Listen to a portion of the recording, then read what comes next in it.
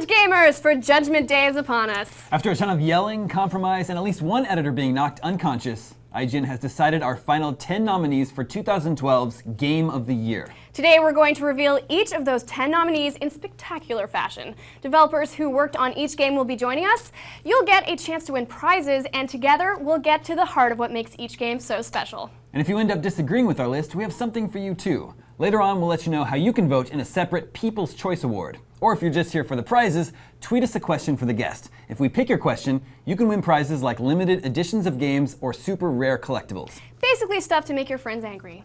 So let's kick off the show by welcoming BioWare's Mac Walters and Holly Conrad to talk about our first nominee, the one, the only, Mass Effect 3. If you want to win a snazzy Mass Effect hoodie, tweet us a question for Mac or Holly right now at IGN, hashtag IGNGOTY. Take it away, guys.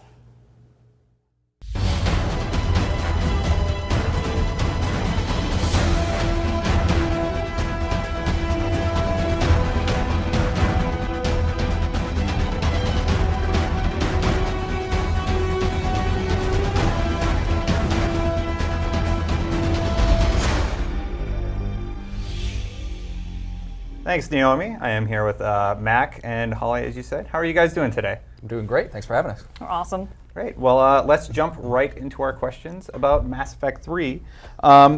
First up, how much did Mass Effect 3 differ from the original design idea that you and Drew put together? And did the final chapter in the trilogy wrap up as originally intended?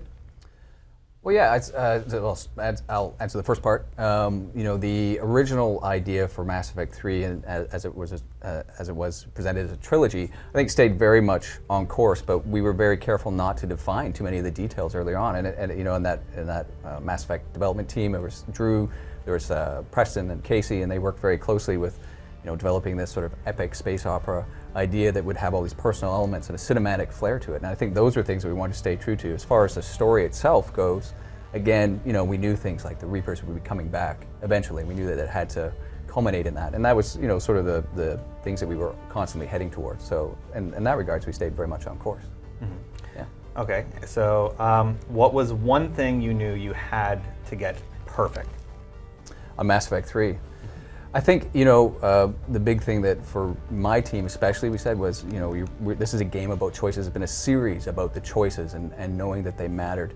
And finding ways throughout Mass Effect 3 to show that the choices you'd made in Mass Effect 1 and Mass Effect 2, and even the ones that you were making in Mass Effect 3 were continuing to matter, and that you would see the results and the consequences of those choices. So, and then, I'd tie into that, trying to wrap a cohesive story around all those possible choices. We often talk about Mass Effect 2, painting ourselves into a bit of a corner saying, yeah, all these people can die, it's a suicide mission. Good luck on Mass Effect 3. Mm-hmm. And, but, I think in many ways, we still managed to pull that off and bring it all in together at the end. So no Joker for 3, that was figured out pretty early. Yeah, that's right. Okay, so if you could go back in time, is there anything that you would change?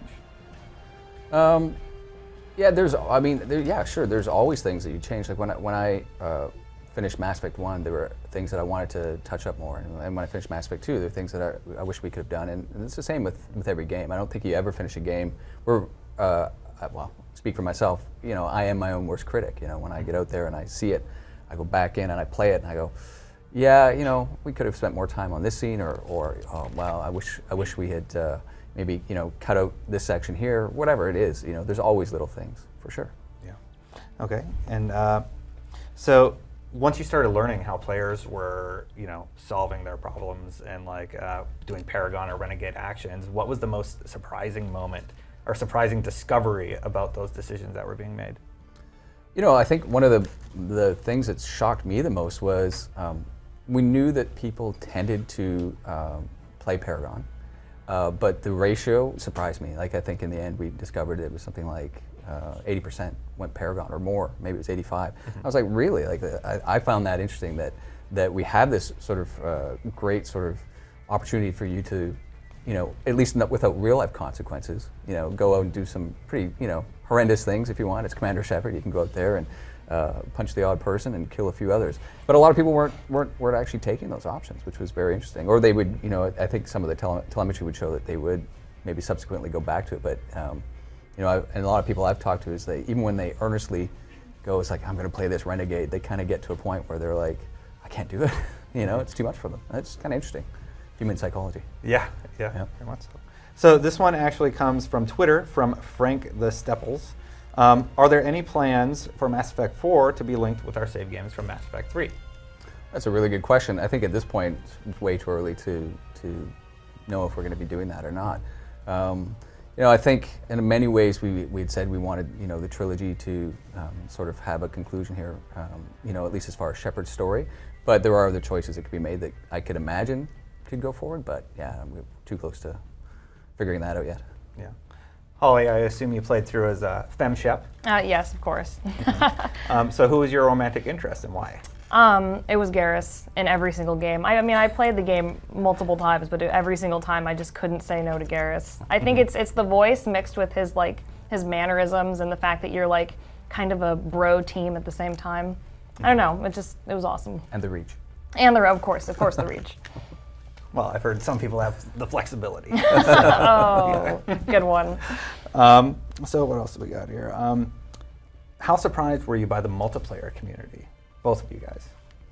I thought, it was really exciting to see how people adopted it and really and sort of went in there and kind of the way multiplayer and people playing it sort of generated their own story out of it. We intentionally wanted to feel like it was definitely integrated to the story of Mass Effect 3, but not that it would have far-reaching consequences or anything like that, and it had to remain light. And it was interesting hearing people talk about it. It's like they made up the stories of why they were doing it with their buddies, and I think that's the fun of social and playing it in multiplayer, especially co-op. Mm-hmm. Okay, got another one from Twitter here. Well, actually, do you play multiplayer? Yes, I do. I have a pink Krogan named Cupcake, and I love the multiplayer. I think it's awesome. It's has teamwork plus kind of the same sort of feeling as the game. So I really enjoy playing it.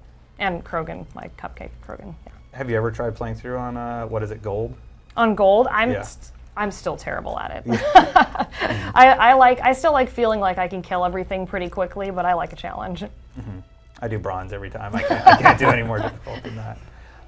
So one more question from Twitter. I'm going to go with Slim Twig MJ Howe. Was the decision to release additional content from the fans' reaction to Mass Effect 3? I assume, from the extended cut. I think, I mean, we realized that, and I alluded to it earlier, there's always things that you wish you could have added and done with the game. And once we realized that we got a lot of feedback, very public feedback about the endings. And I thought, when we reached a certain point, we realized, okay, well, there's something here. At the core of it, there's something here, and we want to be able to address that. And I think, so that was a driving force for sure. Okay. Well, hey, thank you both for coming in and answering a few of our questions. And now I'm going to throw it back to Damon and Naomi. Take it away. Thanks, everyone. And as a reminder, we asked you guys on Twitter what your game of the year is. Here's what some of you said about Mass Effect 3. Damon?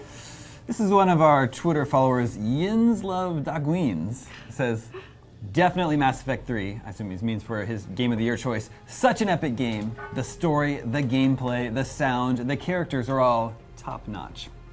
And Ian D. Dominguez says, Mass Effect 3 is my game of the year for sure.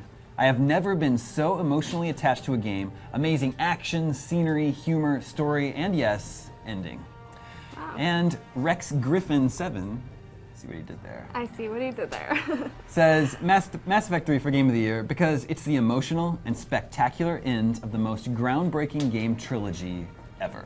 Oh yeah, and what would you say is your favorite part of Mass Effect 3 then? Definitely the story, seeing all the choices that I had made with my characters in Mass Effect 2 play out in Mass Effect 3. I loved Mass Effect 3. Yeah, I loved it too. Was it like emotional for you? Definitely some scenes are emotional. Not to spoil anything, but like some characters that you've gotten attached to don't make it to the end of Mass Effect 3, and they go out in some heartbreaking ways. So, yeah, for sure. Cool. Awesome. Well, remember, you can tweet us your thoughts about your next nominee with the hashtag IGNGOTY. And send us questions to ask our guests. If we pick your question, you'll get a fancy prize. Assuming I don't steal it first. Right. I really like prizes. Let's move on. Of course, not all of our nominees are mega blockbuster space epics like Mass Effect. Some of them are mega blockbuster fantasy epics. Yes, indeed, and it's hard to match the epicness of an MMO, especially when it's our second nominee for Game of the Year, Guild Wars 2. IGN superstar and clearly Canadian Charles Onyett said that this is a consistently surprising, meticulously constructed fantasy world, much like Charles Onyett himself. With us now to talk about the game is Colin Johansson.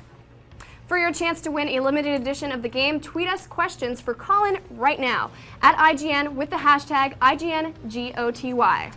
Cue video.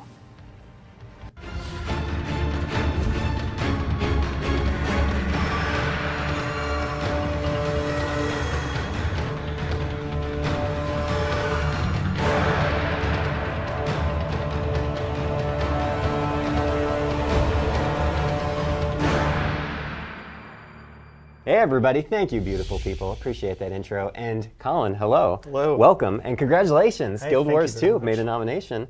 So thank you for joining us. And I guess I want to start by asking you what you and the team were most proud of in terms of the game right when it launched.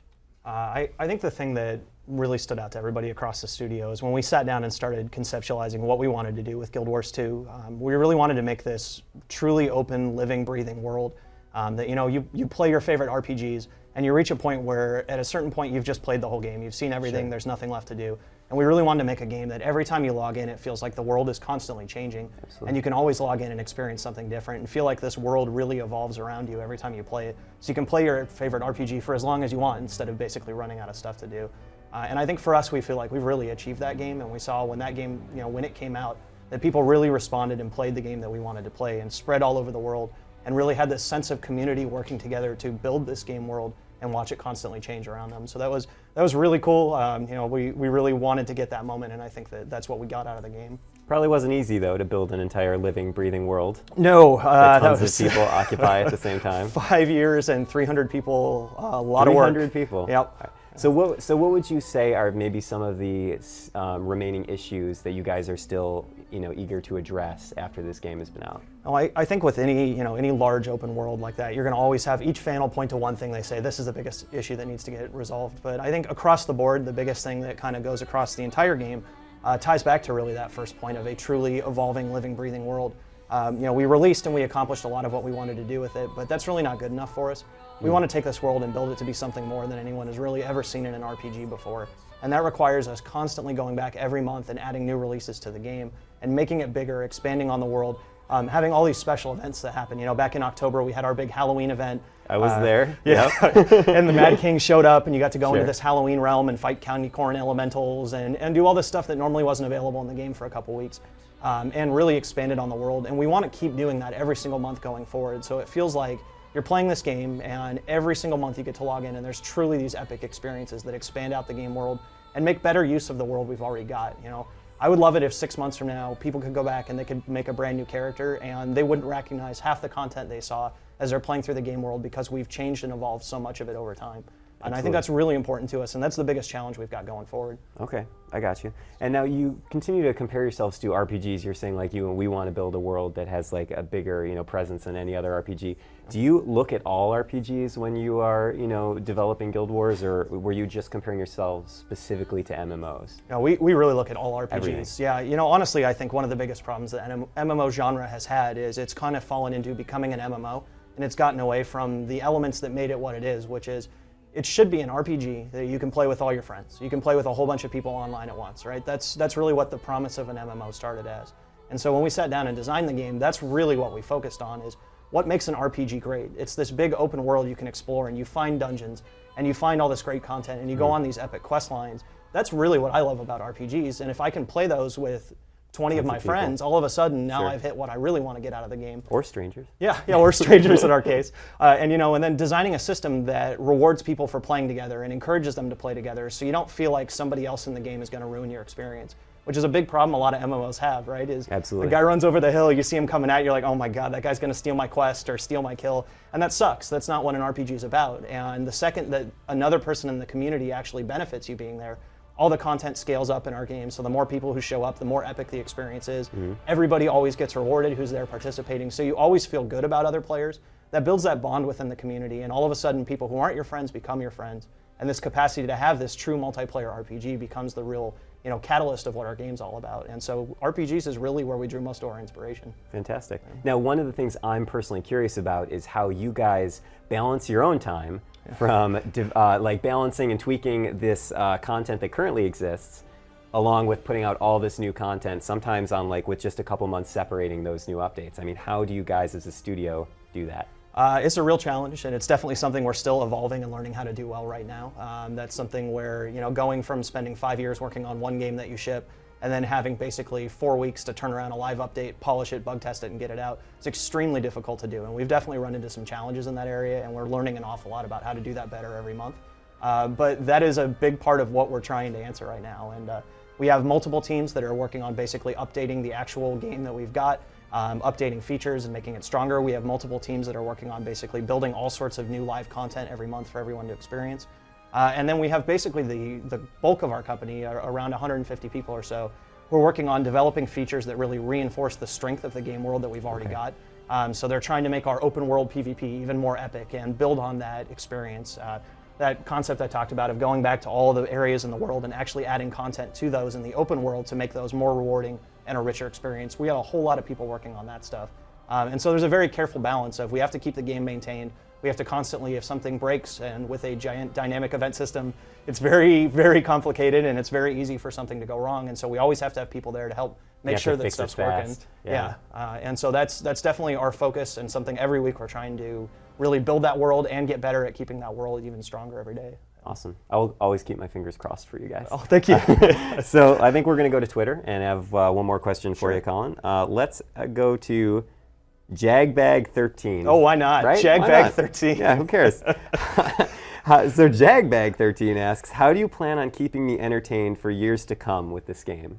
Sounds a little entitled. That's okay. We're going to let Jagbag slide with that one. How are you going to keep him entertained for years to come? That's our goal. And so I would say that's a great question. And that's something with Guild Wars 1, I think we kind of set up the base for how we do this, and that's don't charge people a monthly fee to play an MMO. I think that's very important, is if you go into a store and you pay $60 and buy an RPG, I expect I can play that forever. And Guild Wars 2, we follow the exact same principle. You buy the game, you can play it forever. And every month we're going to keep adding free updates to that game, no matter what. That is our goal going forward. And the way we're going to keep people entertained for the next couple of years is we're going to have the bulk of our studio developing expansions that will keep building on the game, and the other half of our studio basically working on all of these live updates every single month, building out that world, making the world we've already got stronger, constantly adding new features, doing big holiday events. Our big Christmas holiday starts in 10 days in game. 10 days. Mark your calendars. That's right, and that'll run all the way through the beginning of January. It's I think about 2.5 weeks long, and every month we're going to keep doing stuff like that and building out the world we've got and really trying to make that the true experience that we've always envisioned with Guild Wars 2 going forward. Awesome. So I hope 6 years from now there's still new stuff for everyone to discover in the game every month. Excellent. Well, Colin, congratulations. Thank you to you and your team. And let's kick it back to Naomi and Damon. Thanks, guys. Viewers, if you're just joining us, IGN is unveiling our list of nominees for Game of the Year 2012 with special guests and surprises. What are the surprises? I have no idea. That's what makes them a surprise. Speaking of which, let's hear what our fans are saying on Twitter. Yes. Now, Damon, I haven't even played Guild Wars 2 yet, so I'm going to read these and hopefully I don't mess up. All right. Does that make sense? I hope they make sense. Ryan convinced me I have to come back over here and translate. He might just have to help us out. All right. Smith v. Nick says, Guild Wars 2. There has not been another game this year that has provided such a positive impact on my dopamine receptors, which I'm assuming is something in the game. No. We also have Andy. So it's not that. Sorry, never mind. Andy990 says, Guild Wars 2, a fresh take on MMORPGs. Then we have Nikki Rogan says, Guild Wars 2, 2 words, dodge rolling. Can never go back to another MMO after having that level of mobility in a character. And then Divad_by_1 says, Guild Wars 2, it's breathtakingly beautiful, and players' actions have in-game consequences. They also keep adding new content. So I guess that's a good part of Guild Wars 2. Thank you for tweeting your comments towards us. Remember, you can tweet us your thoughts on Game of the Year with the hashtag IGNGOTY. Okay, now our next nominee is definitely one of the most unique experiences of the year. IGN's Greg Miller called it a touching storybook for all ages. Yes, and it also proves that you don't need to be a crazy blockbuster game to be amazing. Here to talk about our third nominee is Giant Sparrow's Max Geiger. A big congratulations to The Unfinished Swan. If you have a question to ask Max, tweet at IGN right now with the hashtag IGNGOTY. If we pick yours, you'll get a signed poster of the game and a t-shirt. Especially handy for naked people. Take it away, guys.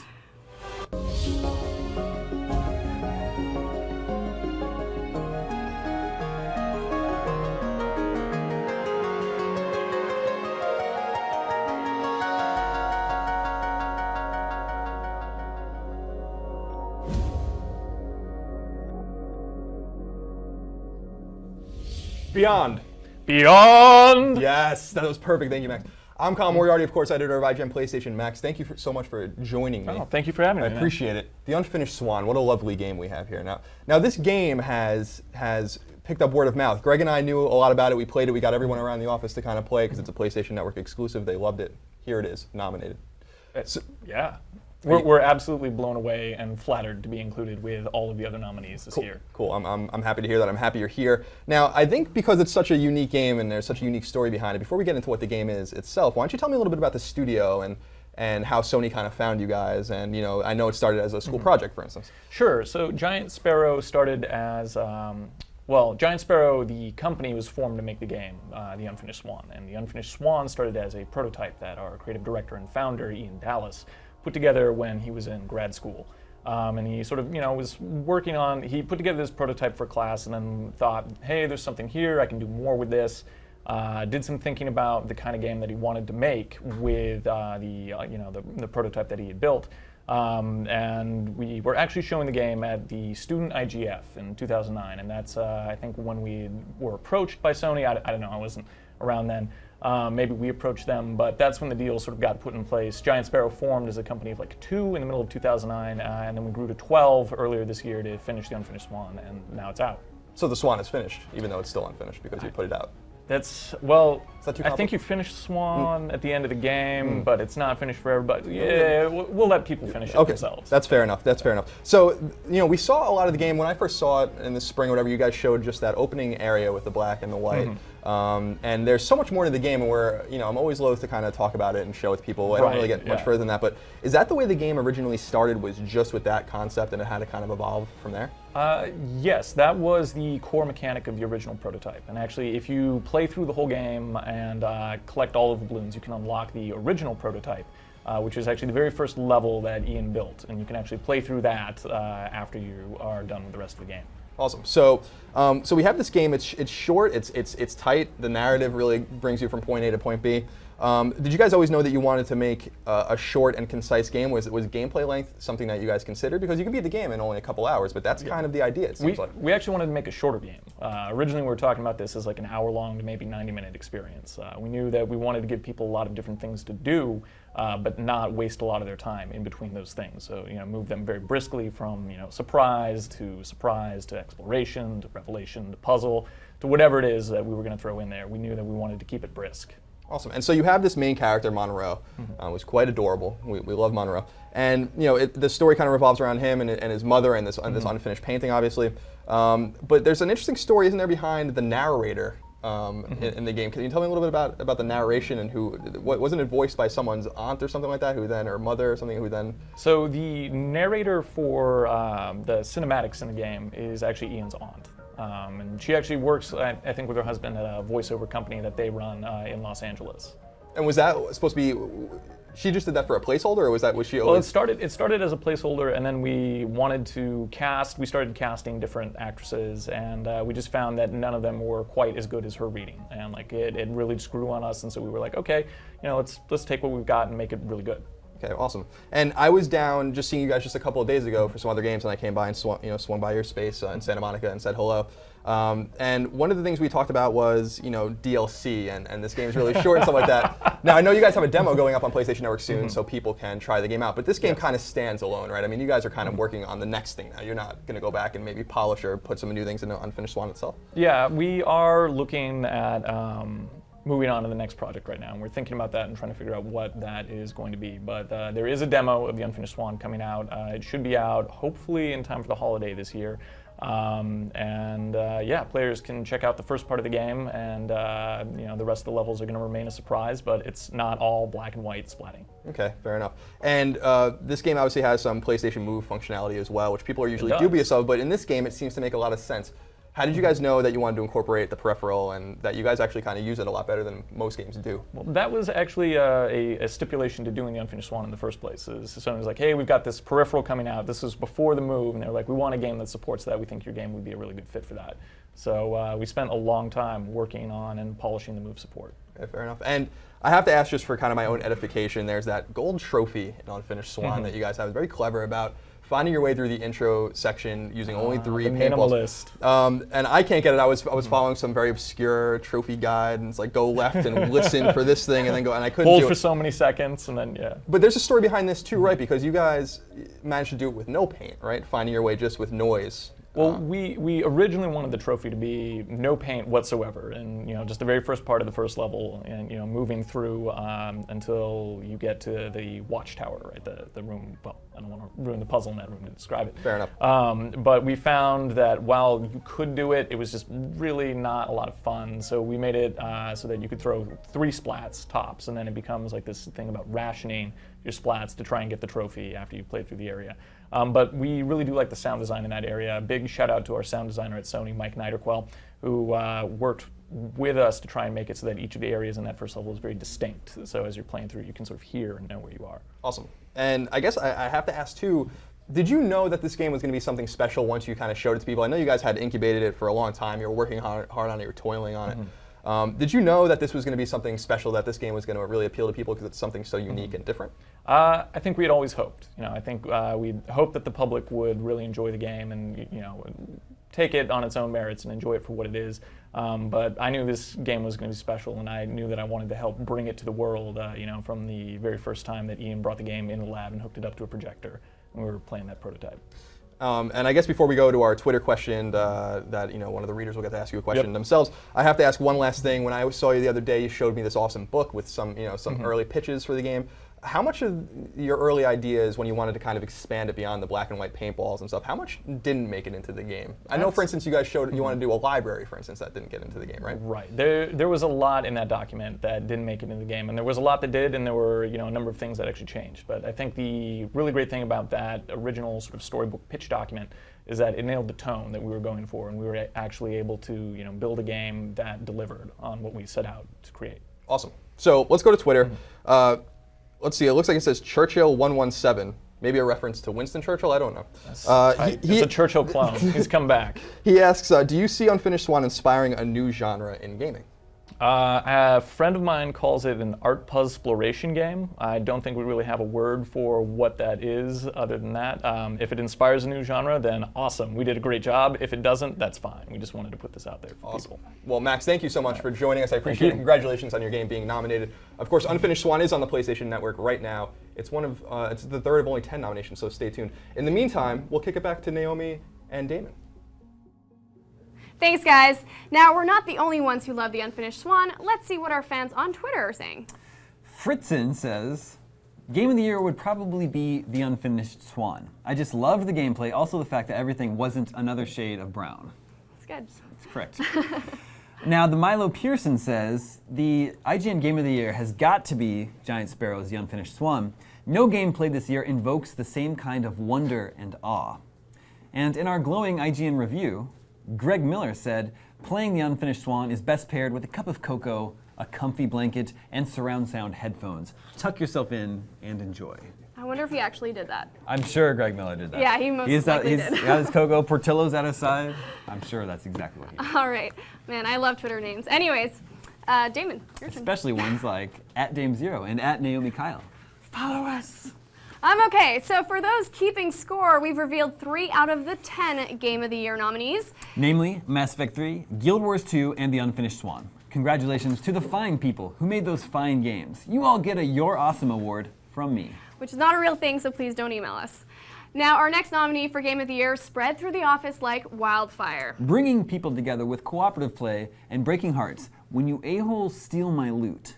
With us now is Gearbox Software's Anthony Birch and Randy Varnell. Congrats to our 4th nominee, Borderlands 2. And if you want to win a limited edition copy of Borderlands 2, tweet us a question for them right now at IGN with the hashtag IGNGOTY. Let the interview commence.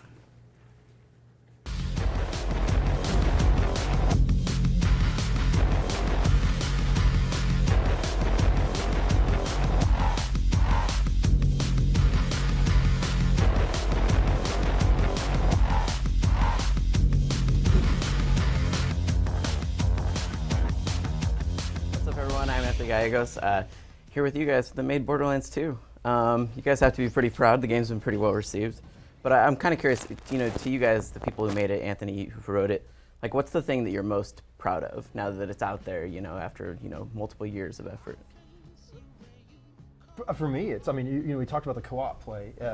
This is one of the first game projects that I've been involved with, that you immediately get it out, and even though I played 1,000 hours during development, the first thing I did was got on with all my friends who were outside of Gearbox and all that, and played a dozen different games at once. I can't remember how many characters I started up, but played with multiple groups, and I love being able to share that game with other people. That was really, really awesome. I loved sort of going on the subreddits or the forums and stuff and seeing parts of, just because I'm egocentric, I only want to hear about what stuff I did. So hearing people's responses to the story or to particular characters or jokes has been really exciting. Seeing fan art of new characters, seeing a guy got a tattoo of Tiny Tina on his arm that said Crumpocalypse on it, and that was really, really, really cool. Is Tiny Tina a character that you created?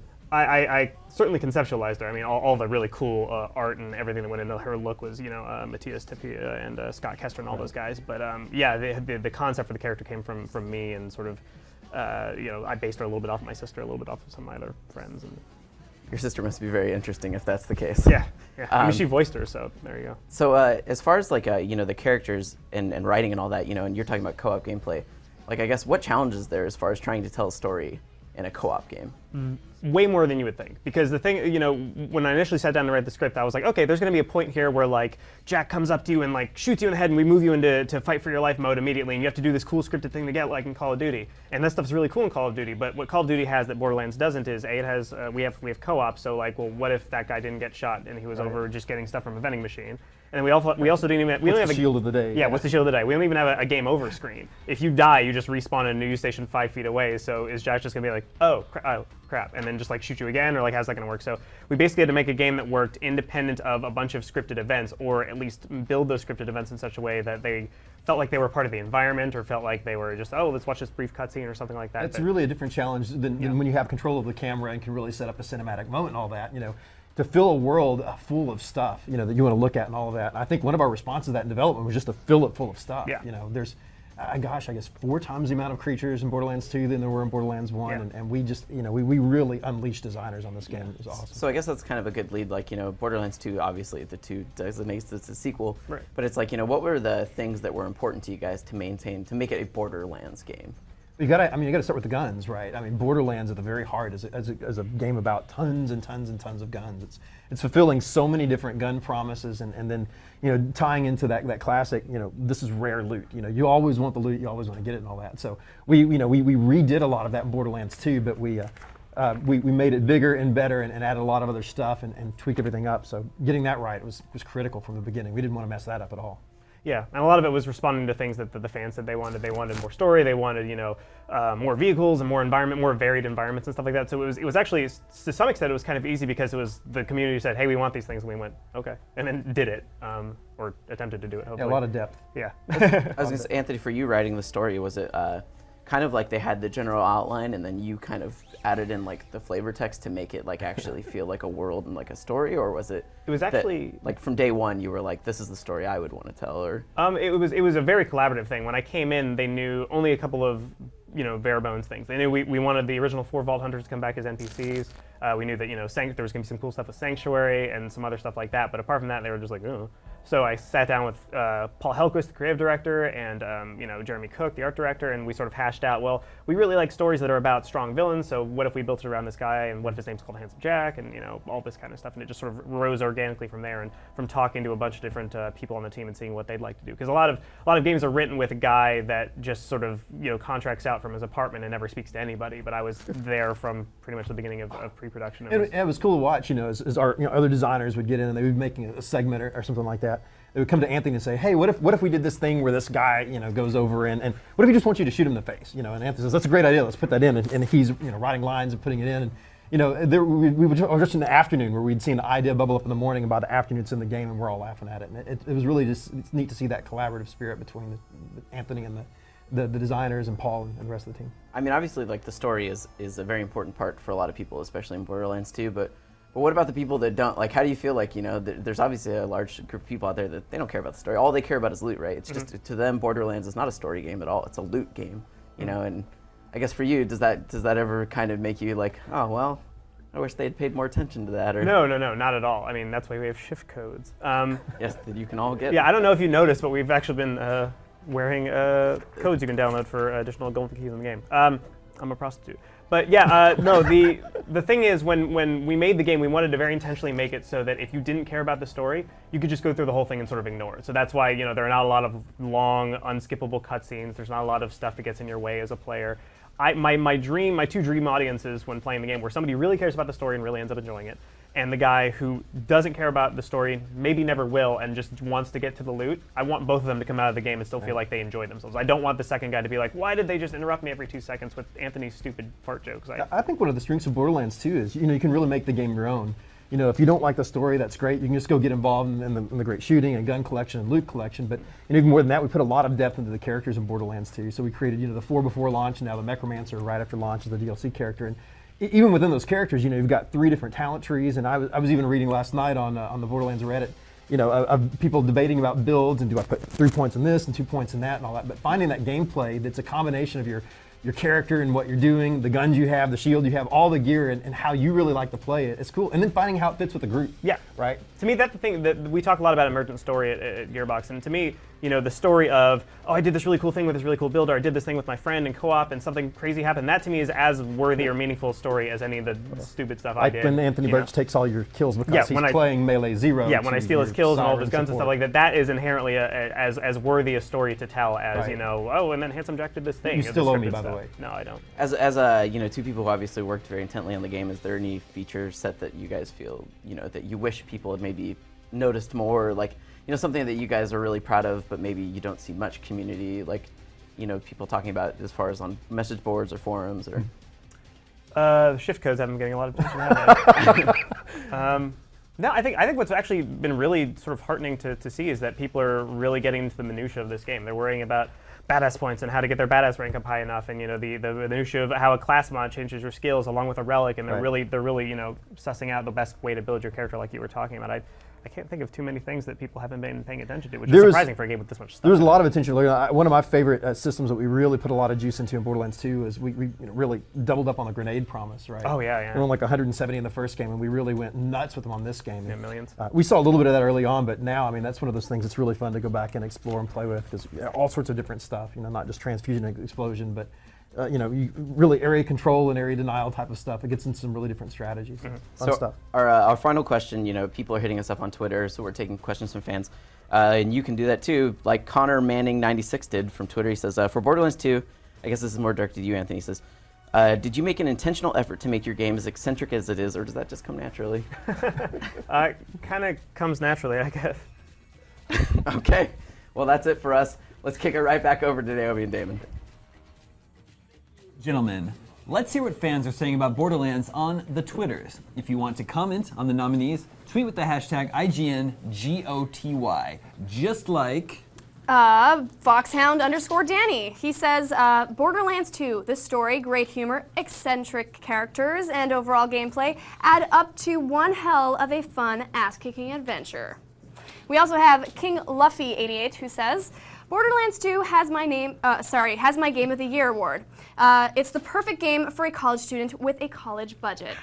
Ah, you enjoying your tea there? Good job. Rusted Paradox says, my #IGN_GOTY is #Borderlands 2. I mean, seriously, what other FPS brings guns, smiles, badassery, and friends together this well? That's true. Yeah. Naomi, are you a Borderlands fan? I am, actually dressed accordingly. I thought some of the hues in the game, you see a lot of blues and greens and kind of purples, so Wow, I thought this was kind of fitting. Girl, I am for total sure. girl. I'm a total girl. Yeah. I love Borderlands 2 actually a lot. There are a few games out of our 10 nominees, more than one, that I would be perfectly happy with. Yeah. IGN actually selecting its Game of the Year, and Borderlands 2 is one of them for sure. Good job. I love the game. How are you feeling about our list so far, viewers at home? Pretty good? Pretty terrible? Well, if you think you can make a better list, vote for the People's Choice Game of the Year. Check out go.ign.com/peoples-choice-2012 for details. And you can vote even if you don't think that the list sucks. Rock the vote, people. Okay, now our 5th nominee for Game of the Year is also one of the biggest surprises of the year, and I'm not just saying that. All you have to do is watch just a minute of it, and you'll be like, what the F? Let's welcome Denaton Games. Dennis Whedon and Jonathan Soderstrom are here to talk about the incredibly violent and incredibly fun Hotline Miami. IGN's Charles Onyed called this a striking blend of fast ultra-violence, a dense, challenging story, and brilliant presentation. For your chance to win a copy of the game, tweet them a question right now at IGN, #IGNGOTY. It's montage time.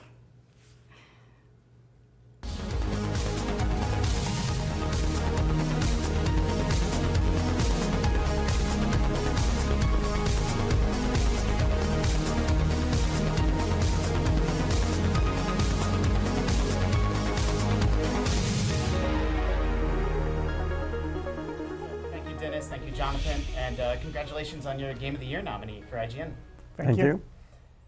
So when I played Hotline Miami, two things really jumped out at me. Obviously it's got the top-down gameplay, the very sort of ultra-violent, fast-paced gameplay, but it's really the 80s theme, I think, is what captured a lot of people's attention. And one of the things that I was curious was about, the very first stages of when you were making this game. Which came first? Really, did you have the idea for the story and the DeLorean and the setting, or did the gameplay come first?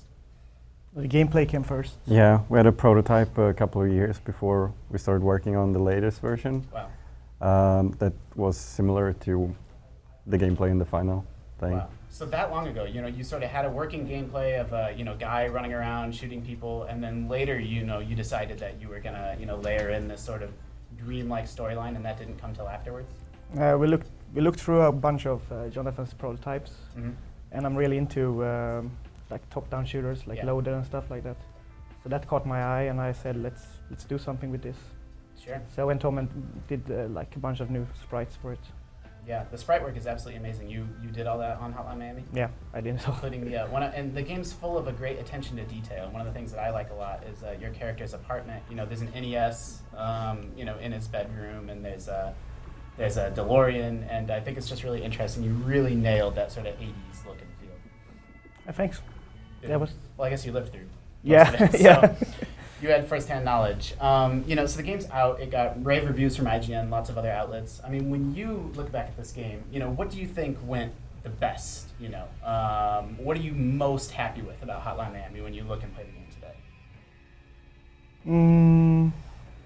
What are you most happy with? Like how everything sort of meshes together. Like all the parts aren't necessarily perfect on their own, but they create a really unique whole picture. Yeah. I'm really happy with like how people that just want the gameplay can play it and don't have to like care about the story at all. Yeah. And people that want story can have a lot of like background story to it. Sure. So, the game's out there. It's got to be satisfying to see the positive reviews, see you work on something for so long, and, you feel it's really good and polished, but you're not really sure what other people are going to think. I mean, when you read the reviews, is it gratifying? Are you glad that people are enjoying it so much? Yeah, of course. We spent like a year on it, so of course we're happy like people really liked it. The storyline of Hotline Miami is not super clear. It's not clear if what you're seeing is real, if it's a dream, whether you can trust what you're seeing on the screen. There's been lots of people trying to interpret what's going on in Hotline Miami, what exactly the story is. Has it been interesting for you to see people try to, find meaning in the story? Yeah, there's a really funny thread on Steam that people is like, I don't know, 60 pages trying to discuss the story. So you are keeping up with, the fan reaction and how people are interpreting. Has anybody figured it out yet? Does anybody know exactly? No. Oh. Some have come pretty close, but not nailed it perfectly. Okay, so that's interesting. No one's quite nailed exactly what's going on in Hotline Miami yet. I always give them some clues. Okay. Once a week, I give them something to discuss. You're sprinkling clues out there for folks? Yeah. And so, you talked about how some of the individual parts maybe aren't, 100% completely polished, but they come together to make, a whole that you're really happy with. A game like this is sort of like a baby. You work on it so long, and then I've heard people say that sometimes the only thing they can see are the flaws in a game, right? I mean, is there anything that if you would have had more time, you would have fixed or that you would have done differently? Would be the boss fights, I think. Yeah, the biker, right? Yeah, make them... No? He's pretty good, actually. Okay. Yeah. Just make it a bit more clear what to do. Sure. Yeah, I mean, you always have to strike a balance between, you don't want to hold people's hands, and tell them exactly what to do, but, you don't want people to be lost and confused either. But it's funny, the biker is actually the best boss, and he's like the simplest boss of them all. No, man, I thought he was tough. If you stand still, he doesn't, he just walks around you. Oh, wow. So I don't know what people are so... Well, we're getting like the pro tips now from the creators of the game. So, the game's out. It's been not only a big, critical success. Sites like IGN liked it a lot, nominated you for Game of the Year, but it's been a big commercial success as well. And that's something new. You guys have made a lot of indie games. You've been making games a long time.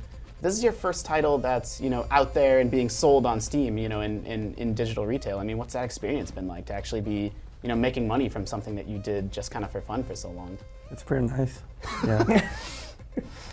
You were telling me before we got on camera that you made enough that you're going to be able to keep making games now. I mean, is that really what it's all about for you? Yeah. Just don't need an extra job. You can just make what you want. Yeah. The thing that you like. Yeah. Well, it sounds like you guys have it figured out. Sort of find something that you like to do, get really good at it, and then, make a bunch of people happy. You've talked about maybe making more levels for Hotline Miami. What comes next for you guys? What are you working on right now? Patching up the game. Like, there's still a couple of bugs that we need to figure out. Yeah. So you're actually still. The game's been out for when did you launch exactly? I think it was September. Okay, so you've been out for a few months and you're still sort of... I don't know, October. This fall October. You launched. You've been out for a little while and you're still sort of, working on it. You're still releasing patches and improving. You released controller support. It was originally mouse and keyboard only. Yeah. There's a lot of problems that you can't foresee. Yeah. Like, we had a really small base of testers. Yeah, so I mean, being an indie developer is nice. You kind of get to do what you want and, work with someone that you agree with. But the downside is you have to do everything yourself. And so, you're kind of squashing bugs, right? Yeah. Yeah. Definitely. We do have a question or two from Twitter. So let's see what, some folks want to know about Hotline Miami. So we have Eric Martin is asking, Hotline Miami is a brilliant mix between classic retro arcade games and Grand Theft Auto. Were you thinking about this inspiration, or what inspired you when you were making Hotline Miami? Actually more movies than games, I think. Drive, right? Drive and Cocaine Cowboys. Okay, that's interesting. And so you don't really call like the old top-down Grand Theft Auto as a big influence on Hotline Miami? No. I think we looked at the cars a little bit. No, I did not. Okay. But it's more. I think Smash TV was more inspiration, and Chaos Engine for Amiga. Sure. Yeah. Mission Impossible on Nintendo. Yeah, that all makes a tremendous amount of sense. Well, thank you, Jonathan. Thank you, Dennis. Congratulations on your IGN 2012 Game of the Year award. And Damon and Naomi, back to you. All right, we're halfway through our list of Game of the Year nominees. We've already revealed Mass Effect 3, Guild Wars 2, The Unfinished Swan, Borderlands 2, and Hotline Miami. Let's check the buzz on Twitters. Quicksand Buddy says Hotline Miami is his Game of the Year because it's retro, energetic, and super creepy. Is it creepy? I haven't played it yet. It's pretty creepy. And Captain O'Science simply says, Hotline Miami is such a kick-ass game. Very well said, Captain O'Science. Kick-ass. In our IGN review, editor Charles Agnette said Hotline Miami is a striking blend of fast ultra-violence, a dense, challenging story, and brilliant presentation. I have to agree with that presentation. I'm a big fan of retro pixel art. I think it's very cool that we've got a game with that sort of retro style in our Game of the Year nominees, right up against, you know, big blockbuster titles like Borderlands 2, Yeah, it's a Mass great Effect mix this 3. year. That's very cool. And I also love the 80s aesthetic. I'm a child of the 80s. The developers were just talking about how they were inspired by Drive, a movie I love, which is also very, inspired by the 80s. But I wonder if someone like you, does the 80s mean as much to someone like you? Like, I lived through the 80s. You're a little bit younger than Well, me. my parents, they were young, you know, in the 80s. They were watching all those movies and just that genre. They totally encompassed that and made sure that we got a part of that as we were growing up. That's so, good. That's good yeah. to hear. So I still have a certain, I still directly like it. Yeah. That's good, because now they play 80s music on oldies stations, and that That's makes true. me It's all feel coming old back as anyway. balls. Anyway. And if you have anything to say about our nominees, make sure to tweet at IGN with the hashtag IGNGOTY. Okay, our next game is another personal computer exclusive. In addition to being an awesome game, this one made waves because it was made by just 2 people. And partly crowdfunded by you guys on Kickstarter. With us now is Justin Ma and Ben Prunty to talk about our 6th Game of the Year nomination, FTL. For a chance to win a copy of the game and the soundtrack, send us a question to ask Justin. Tweet at IGN right now with the hashtag IGNGOTY. Fancy segue time.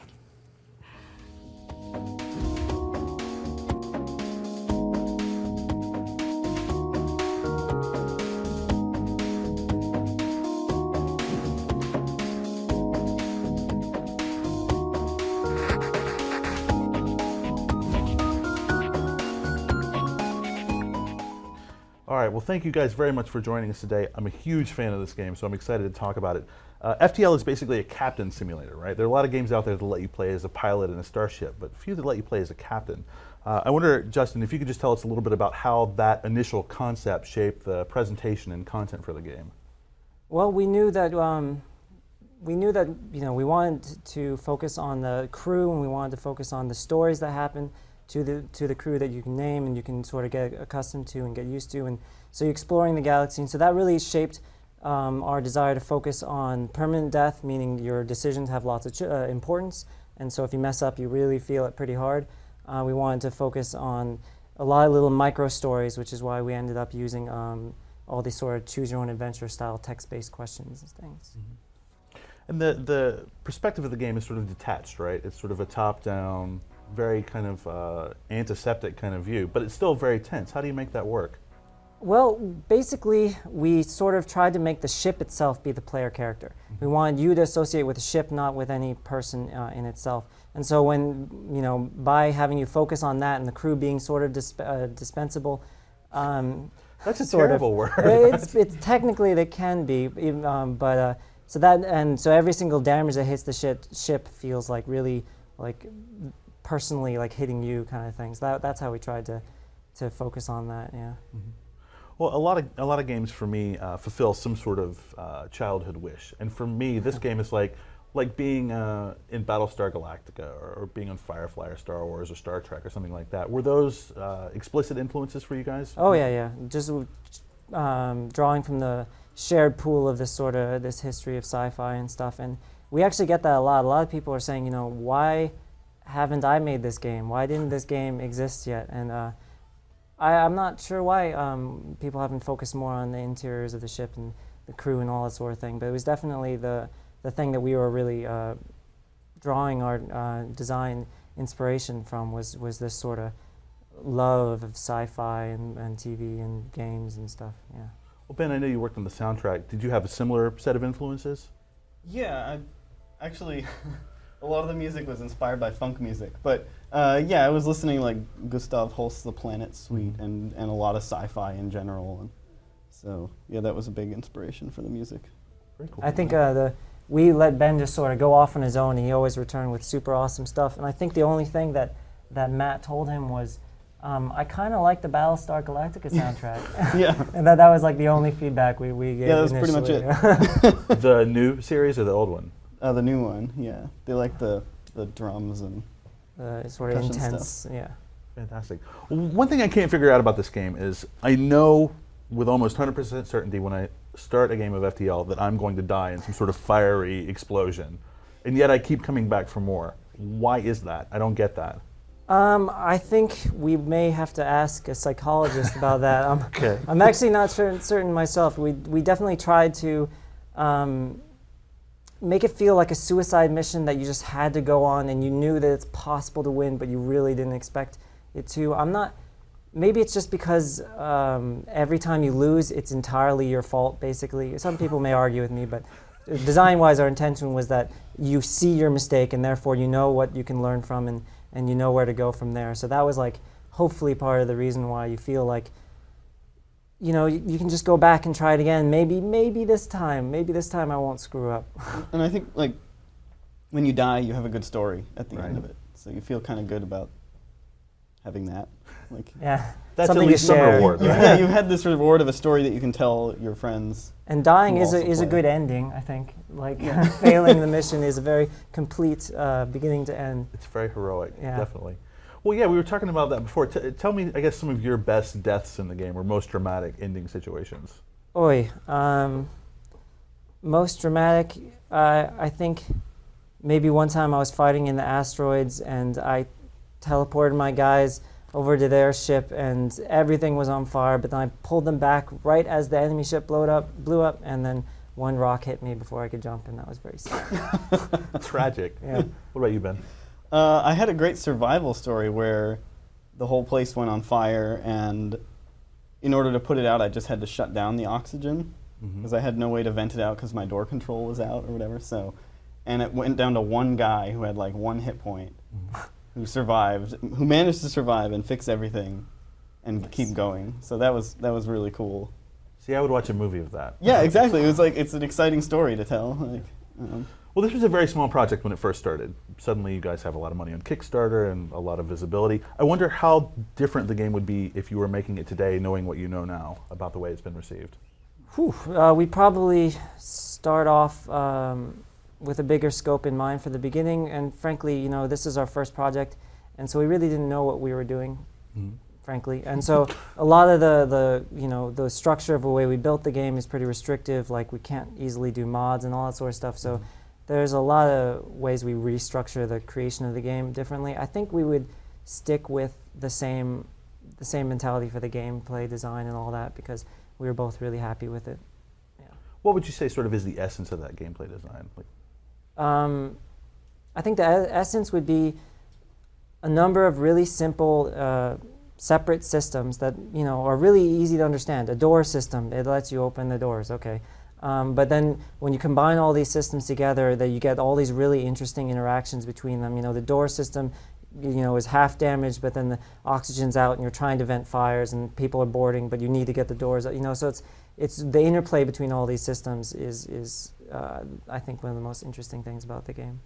we were talking before the interview about games like NetHack or SimCity that rely on that. You think it's harder to make games like that are balanced? Yes, it's definitely more of a challenge because you need to have an idea for the atmosphere and feeling of the whole game rather than just being able to churn out levels and stuff. So in some ways it's harder, in some ways it's maybe easier because you know, we could have kept adding things, adding a new subsystem, adding new systems, and so it's very buildable. So like if you just get a core down, you're pretty much set. You could just, ideas are easy, and people constantly give us, you know, like what about hacking, all that kind of stuff. So it's easy to build upon, I think. So what's next for FTL? For FTL, we're going to finally finish the Kickstarter rewards that we've been putting off. But now that the game's done, I've been working on those. We're going to try and see if we can translate the game and also hopefully iPad, but that's a bit of a question. That's what everybody asked me, is when is this game coming to iPad? Or in tablets in general, but I'm not sure. We're going to try.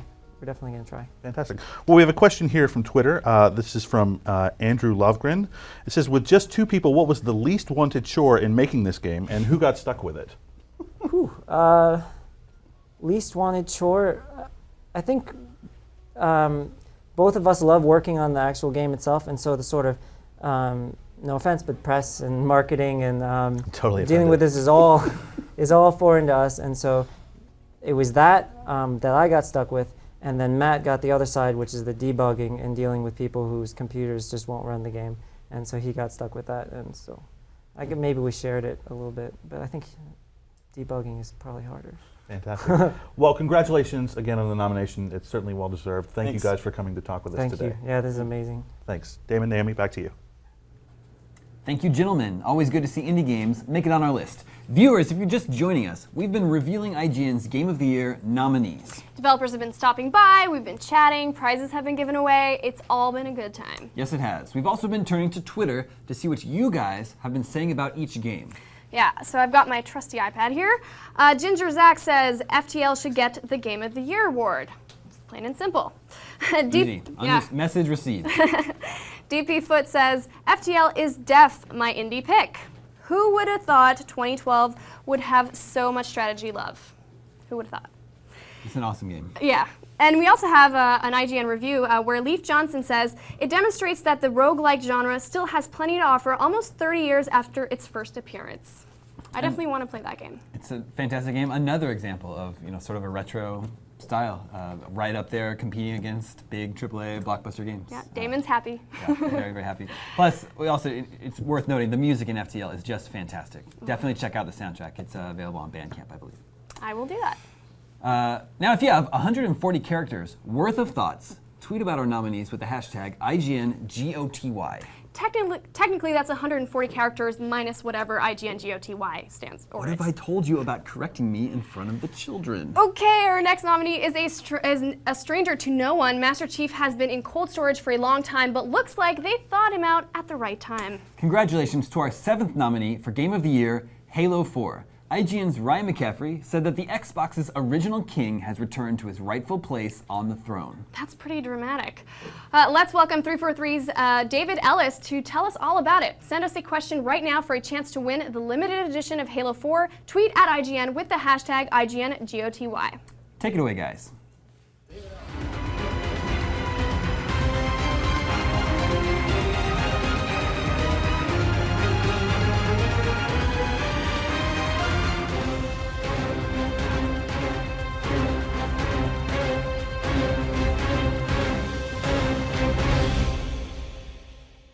David Ellis, good to see you, my friend. I know, back once again. No pressure, you're just representing a little indie game that only a few hundred people worked on called Halo 4. They're all watching, you're speaking for all of them right now. Well, this is an exciting time. We've launched. Last time I think I was here, we were a couple of weeks out from launch. And yes. Not quite sure how the reviews are going to go. Thanks again. Very kind words you said, but it's been pretty exciting. The game's doing really well. People seem to be enjoying playing it, so it's a fun time in our office right now. So you're working specifically on the Spartan Ops portion of the game, the downloadable weekly episodes, and we'll talk about that in a second. But first, you're in the office every day at 343, and I'm kind of curious, what is the team, now that the game's out in the wild, all the reviews are out there, the fans have spoken, what's the thing that you guys are most proud of with Halo 4? Taking on this franchise was a huge responsibility for our studio. I mean, we were basically built from the ground up. And we brought in people who have loved the Halo franchise, myself included, for years. And so we took a huge responsibility to kind of not mess it up. And so at the end of the day, everything, the people saying good and bad, mostly good, which is awesome so far. But the takeaways, we didn't mess up. I think we did it justice, and I think you have, millions of people around the world that have been playing this franchise for a decade. So people are really excited to see the reaction of people playing it. Things people are making already, like in Forge, game modes, stuff like that. Seeing that, seeing the different videos people like to make, whether it's through the capture device or through theater mode in war games and stuff. So seeing the things people have been able to capture on film is exciting. And I think, honestly, at the end of the day, it's just been really fun to be able to share this game with our friends and our family, people who haven't really seen us for the last couple of years while we've been working on it. So being able to actually share that with them, I have a couple of brothers, actually talking with them about their experiences playing through the game has been super rewarding, and it's been good. So the game is continuing to evolve and grow each and every week between matchmaking, playlist updates, new Spartan Ops episodes. On Monday we have the Crimson Map Pack, 3 new downloadable multiplayer maps. But what are about some of the things that are still buried in the game that no one has found yet? Every good game, especially one where so many people have worked on it, has Easter eggs in it. What are some of the Halo 4 Easter eggs? Give me something that no one has found yet? Of the millions of people that have played Halo 4. Well, so I don't like to share other people's Easter eggs because designers put them in there when they're in the office at like 3 or 4 a.m. and they are waiting for a build to compile. They come up with these things, which is usually how it happens. But I'll share one that one of our lead environment artists, Vic DeLeon, recently shared on Twitter. He likes to do on the levels he's worked on. He does a lot of decoration stuff where he puts all the plants and bushes and grass and everything in the environment helps do that. And he always likes to hide a couple that form out his initials. So if you see a V, something shaped like a V in a D, it's probably Vic has worked on that level and he's signed it. He even went back, he worked on some of the maps in Halo 3 and also did that as well there. And he's continued that tradition with Halo 4. I think, numerically, there's a lot of Easter eggs in the game. Some are small, some are bigger. And there's definitely still a ton that people haven't found yet. There are things in the game I haven't even found yet. That's how much stuff is in there. So with the ending of the game, not to spoil anything for those that haven't finished it yet, but in the legendary ending, there's always a little something extra in a Halo legendary ending. There's something that's shown in the legendary ending that's a big deal in the Halo universe, and that I'm curious, how did the decision come about to show that? Because it's been something that's been very, very secret for the whole 10 years. Well, I'm going to be very careful on how I talk about it as well, because I don't want to spoil anything for people who haven't experienced it for themselves. But I remember when we first started getting the versions of that particular cinematic in the office. I remember specifically Josh Holmes, who's our studio creative director. He took me into this focus room kind of behind closed doors, had a laptop, and showed it to me, and I hadn't seen it yet. And it's like he was just watching for my reaction because it's a big deal. And we felt like it was a payoff for the story that we were telling. This very personal story between John and Cortana and the experience they go through throughout the entire campaign. And we felt it was in keeping thematically with the story we were telling and where he is as a character there at the end of this game, this journey he's gone on. And we felt it made sense, and fans seems to be responding to the story in general, but also to that particular addition. It's a small, very small way of saying thank you to fans and just sort of giving a little bit more backstory to that character. So on to Spartan Ops, your portion of the game that you work on a daily and weekly basis. It's funny, the game shipped and your work just begins. Not just begins, but it really kicks into high gear. Yep. How's the reaction been? I mean, it's a weekly series of downloadable missions, 5 chapters per episode with a wonderfully produced CG cinematic at the beginning of each week, and all the episodes tie together. How's the reaction been so far? And we've got 5. We're at the halfway point. Yep. And then once that finishes up after another 5 weeks, that's it, or is it? What are the odds of a season 2?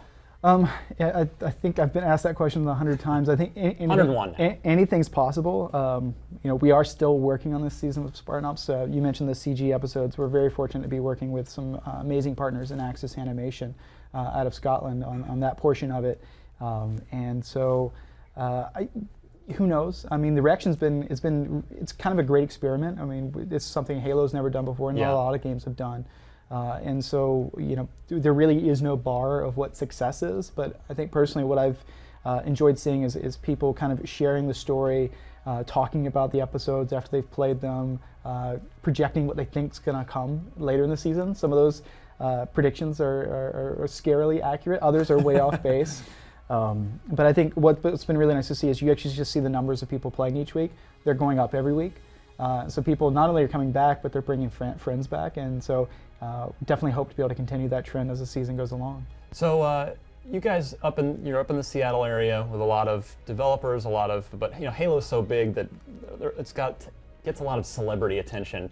You were telling me off the air earlier, who are some of the big famous names that have stopped by to visit 343 recently? Well, so yesterday in the office we had a large chunk of the Seattle Seahawks NFL team come by the studio. which was a big surprise. I don't think any of us. Did they just show up in mass? We didn't know it was happening. They just kind of drove up. I mean, someone knew it was happening. They didn't just show up because I don't think 52 guys just to show yeah, up. Yeah, it wasn't everyone from the team, but there was definitely a lot of players that Golden Tate was one of the receivers who I'd met previously.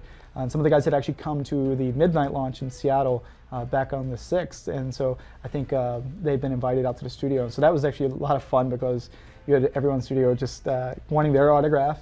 Then they would turn around and want our autographs for things, awesome. and so that was kind of nuts. And they just hung out and played some of the new maps that I think you've gotten a chance to check out. And so it's just fun time, just hanging out, play video games. Nothing wrong with that. So we've got a Twitter question coming in for you, David. This comes to us from Arthur Eloy 115. He asks, exploring Master Chief's humanity seemed to be 343's goal in Halo 4. Is that going to be the overall theme of the trilogy, the new trilogy? Well, I'm not going to go into really depth with what our future plans for the Halo franchise is. I mean, we've talked a little bit, the whole concept of the Reclaimer saga as it relates to Halo 4. We also have a new book hitting in March called Silentium, which wraps up Greg Bear's Forerunner trilogy. And we have, Karen Travis just released a new book right before the game launched as well. So we definitely have a lot of different storylines that are taking place and paying off. Spartan Ops, of course, picks up after the events of the campaign. So we definitely have a lot of storylines that are going out there and that we're picking up. So I can't go into too much detail on where our plans are, but I think if you pay attention to where we leave the kind of universe at the end of the campaign, I think there are definitely some still unfinished and open questions that need to be answered. Well, David Ellis, thank you for coming by. The game is Halo 4, of course, one of the 10 nominees for the IGN Game of the Year. And let's throw it on back to Naomi and Damon.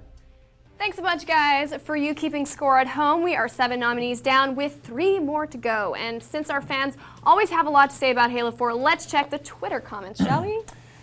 AAB0289 says Halo 4 is Game of the Year because it proved Halo evolved beyond expectations with it under a new company. Spartan Ops is future mode in all games. All games. All games?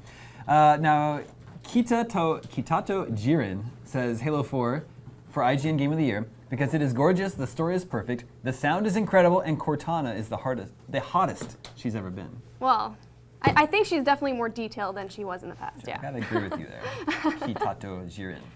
And W Tango Foxtrot says Halo 4 should be the IGN Game of the Year. While other series are winding down, this new trilogy is off with a bang.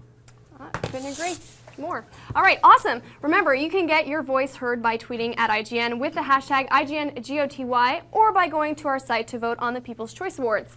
Just type go.ign.com/peoples-choice-2012 into your internet machine of choice. Okay, now our 8th nominee is pretty unique compared to the other games. It was actually released as 5 episodes over the course of 7 months. And it also reminded the world that games can have stories that are just as deep and affecting as anything else. A big congratulations to the Walking Dead game on your nomination. With us now is Sean Veneman. If you want to win an awesome framed portrait of Lee and Clementine, send us a question to ask them. Oh, go ahead. That's my line. Sorry. Just tweet at IGN with the hashtag IGNGOTY. For now, bring on the zombies.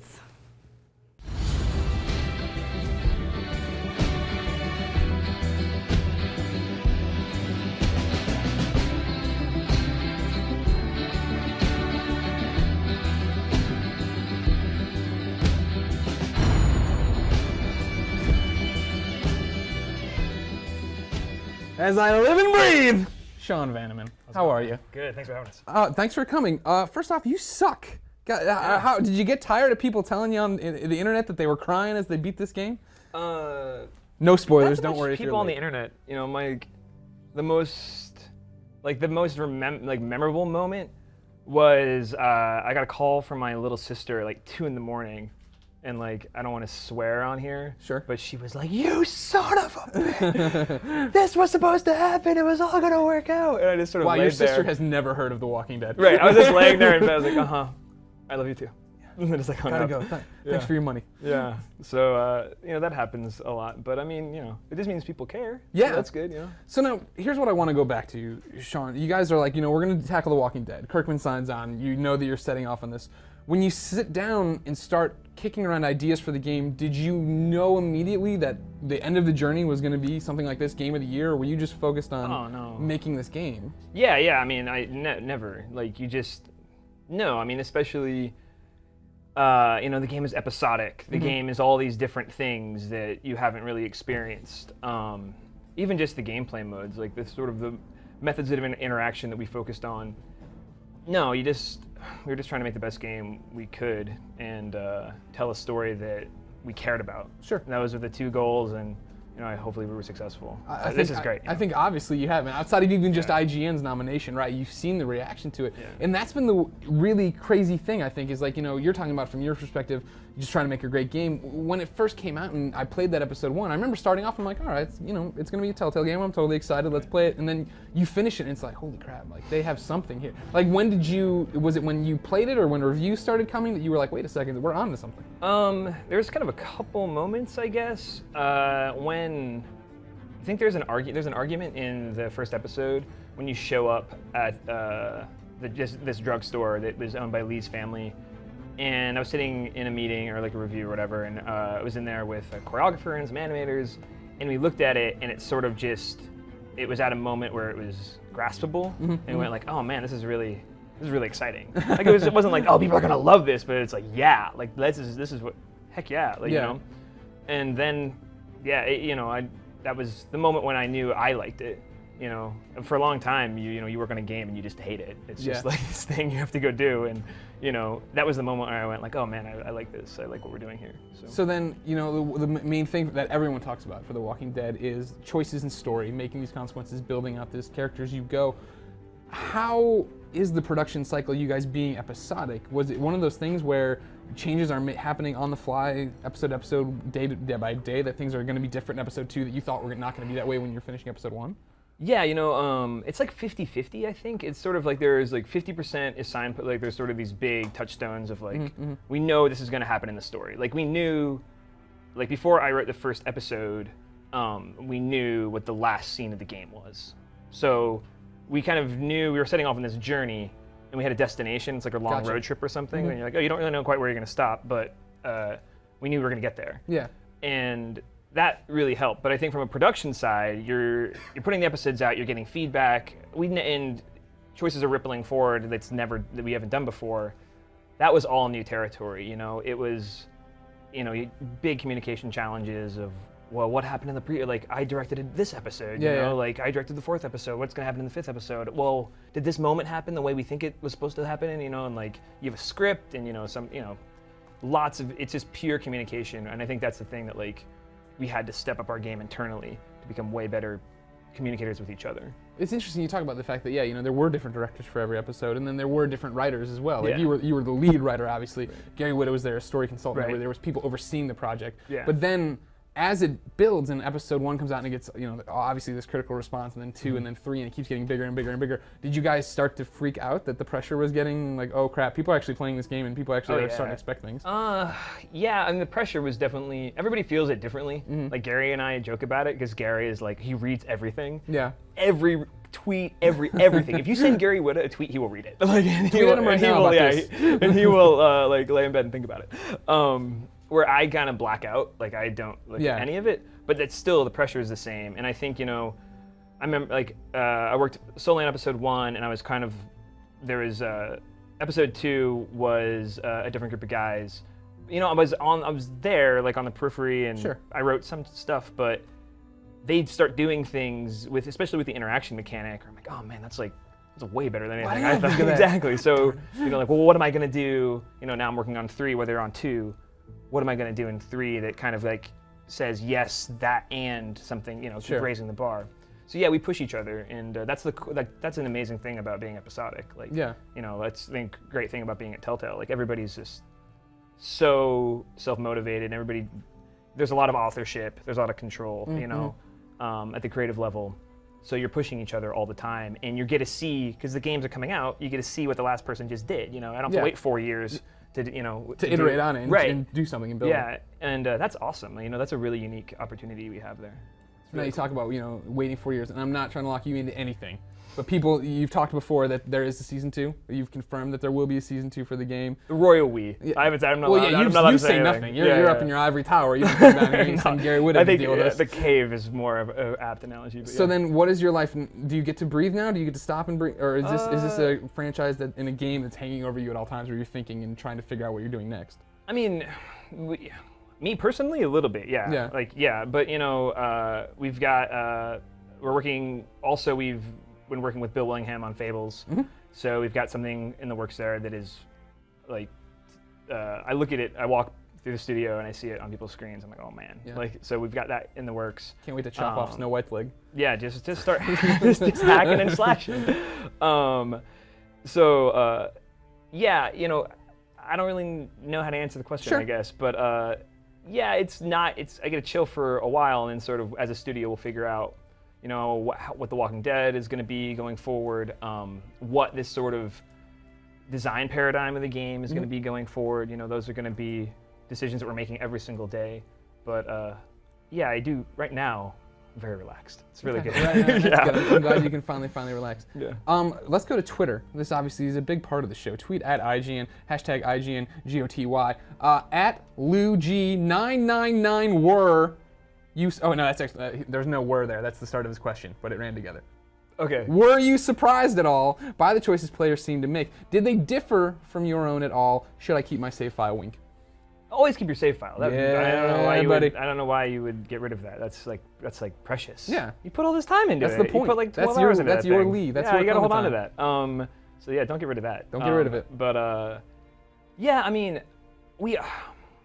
I think I can't remember who I was talking to, but we were talking about what would you do. That's always the thing, right? We know we have a choice that's Walking Dead appropriate when we're in a meeting and we say, okay, this is the situation. Here are your options. And somebody goes, well, you obviously do this, and you get out of there. And somebody goes, what are you talking about? You obviously do this other thing, and then real fights break out. Like, people get really mad, like on the studio level. So like, I just sort of like quietly sit back and go, yes, and then we know we have something. You just feed on human misery. Yeah, I mean, well, the thing is like that and power bars by looking at you. Like misery, like it's. I do feed on the emotional aspect of it for sure. Like, the moment somebody cares enough to like fight with their friend, or like, that means it's like a real thing. That is important. And there are times in the game you don't like. If you're not feeling that, then we got to go back. We'd be like, okay, hold on, what are we doing here? Yeah. You want people thinking, you up. want people debating. Yeah, and you're not even just debating, just sort of like at tension with themselves, and maybe if they're playing with their friend, that stuff is all part of the experience. All right. Yeah. Well, Sean, congratulations. The Walking Dead, the game, available right now in downloadable form. The discs are coming out soon. In 2 weeks. Get on it. Nod your head if I'm allowed to say it's December 11th? They've already done it. IGN has a news story up. Everybody read IGN.com. But stay right here right now as we reveal more IGN Game of the Year nominees. Damon and Naomi, you complete me. Thanks to you, good people, except for you, Miller. Let's hear some of that sweet, sweet tweeting from our fans. If you also want to be a rock star, tweet out with the hashtag IGNGOTY. Never forget. All right, so Pop Culture says, The Walking Dead. When I started just to think about how Clementine would feel about my actions, I knew this game was my IGN Game of the Year. I gotta say, Walking Dead has my vote anyway. That's what you're gonna choose? I think so. love Walking Dead. It could very well receive my vote. All right, we'll see who wins. Not confirmed yet. Okay. So Nathan W112 says, The Walking Dead. The game made me so emotionally attached and invested in the characters. It's a masterpiece of storytelling. I couldn't agree more. And we have Barca_CTB who says, The Walking Dead. Best, most emotional game story I've ever played. All right, great tweeting all around there. Now, Naomi, we've gone through 8 of our 10 Game of the Year nominees. Yep, Mass Effect 3, Guild Wars 2, The Unfinished Swan, Borderlands 2, Hotline Miami, FTL, Halo 4, and The Walking Dead. Man, it's been quite the journey so far, which is the perfect segue to... Don't even finish that. We at IGN would like to congratulate one of the most moving experiences of the year. It's Journey. Anyway, IGN's Ryan Clements said that the hour spent completing Journey will create memories that last for years. Let's now welcome Journey's producer, Robin Hunicki. For your chance to win a limited edition t-shirt, send Robin a question right now. Tweet at IGN, hashtag IGNGOTY. Time to continue the journey.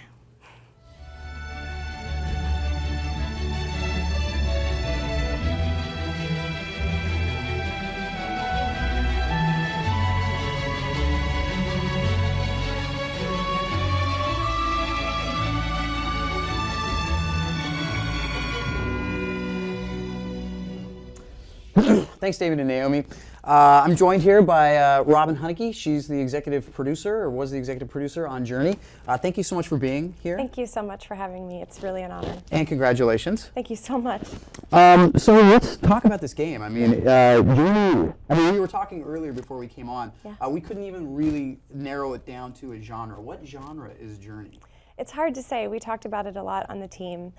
One of the things that we said was that we wanted it to be TGC's take on an online adventure, and that was about as close to a standard genre as we could get. It's referred to as an art game, an experimental game, but it's a category that's underexplored and has a lot of room, so hopefully there'll be more examples in the future. I think that actually describes the game. It's underexplored and has a lot of room.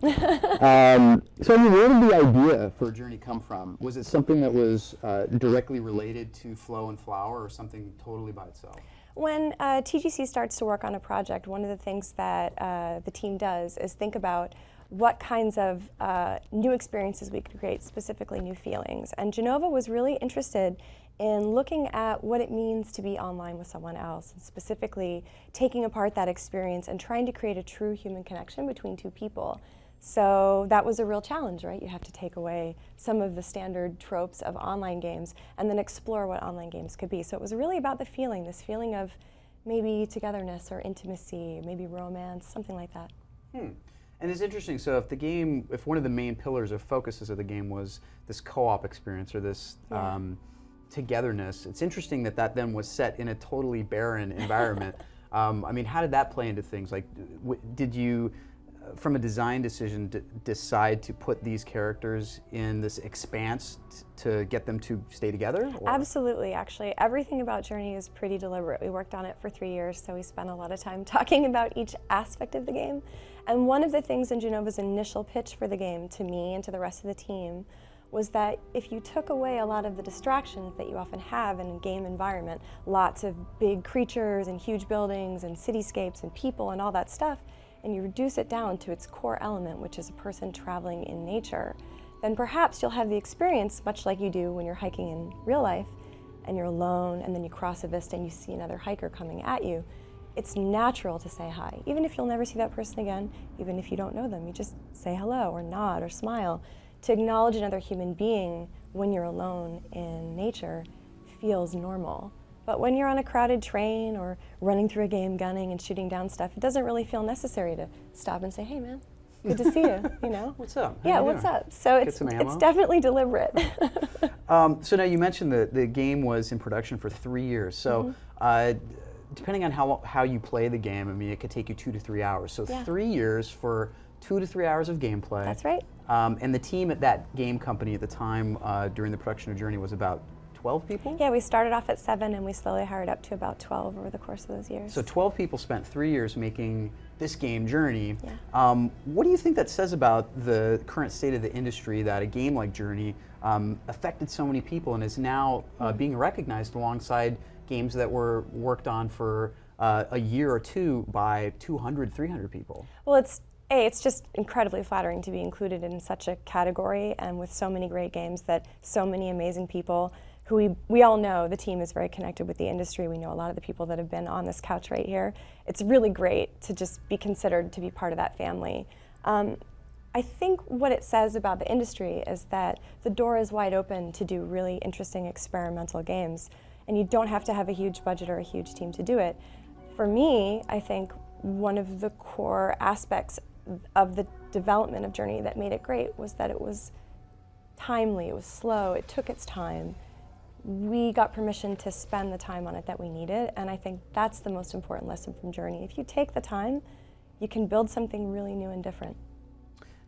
Is there anything that, looking back at it now, that you wish you could change about it?